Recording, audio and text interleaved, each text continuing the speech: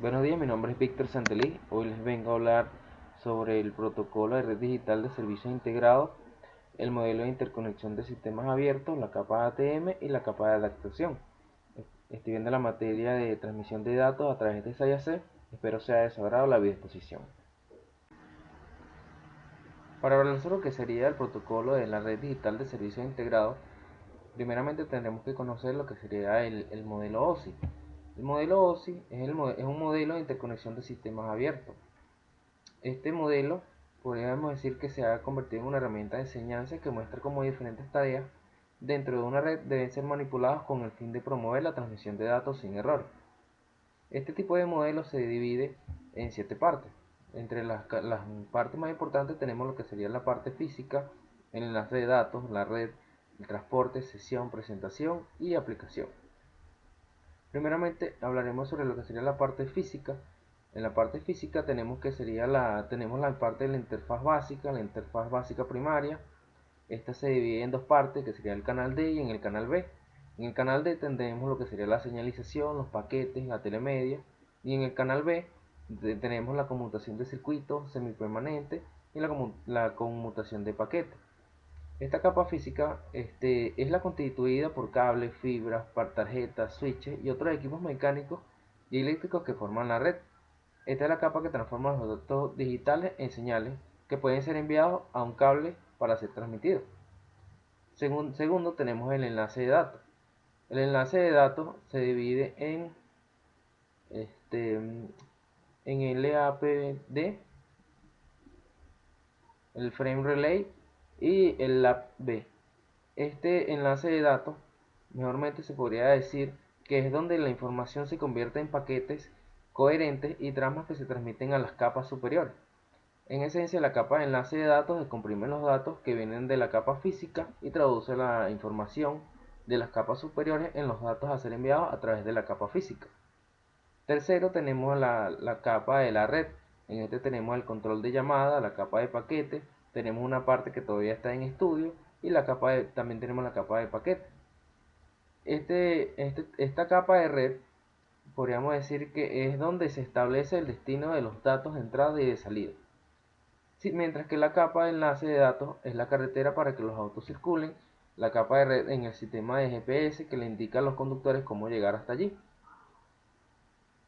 Este, mm, Luego de esto tenemos la capa de transporte. La capa de transporte, en la de sesión, presentación y aplicación, podríamos decir que es la señalización de usuario de extremo a extremo. Igualmente en la capa de transporte es la responsable de la transmisión de datos a través de la red. Luego tenemos la sesión, la capa de sesión es donde se realizan y se mantienen y se terminan las conexiones. Esto generalmente se refiere a las solicitudes de aplicaciones para los datos a través de la red. En la sexta capa tenemos la capa de presentación. En la capa de presentación es donde los datos recibidos se convierten en un formato que la aplicación de destino puede entender.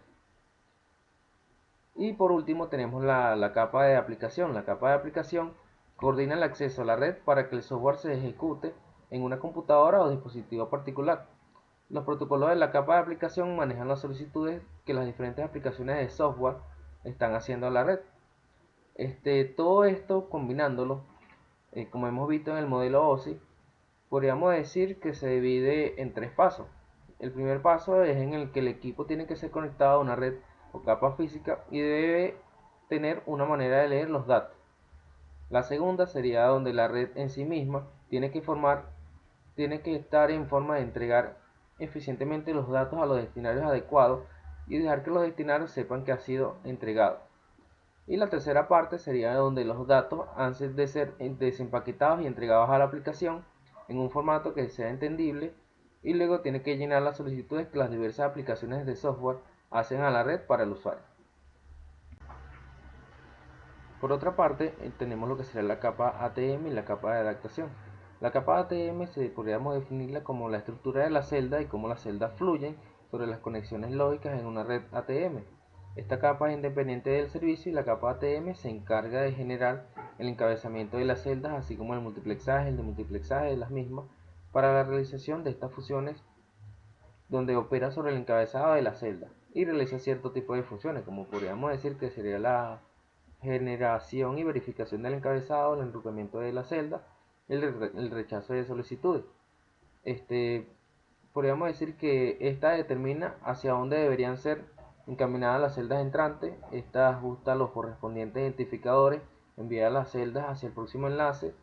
Al mismo tiempo, amortigua las celdas entrantes de otras comunicaciones y realiza varias funciones de administración de tráfico, como sería el marcado de los indicadores de probabilidad de pérdida de celda en congestión y el control de exceso de flujo.